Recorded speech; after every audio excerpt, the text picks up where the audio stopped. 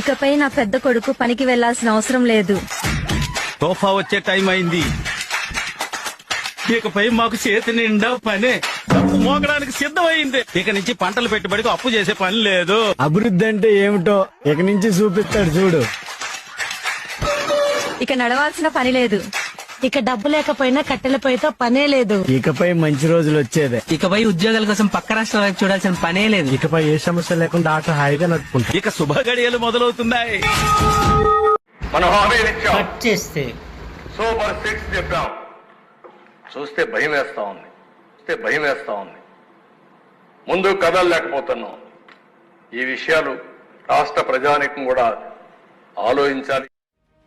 అధికారంలోకి వస్తే మహిళలకు పెద్దపీట వేస్తాం. సూపర్ 6 లో అధిక ప్రాధాన్యం మహిళలదే అంటూ ఊదరగొట్టారు. కూటమి నేతల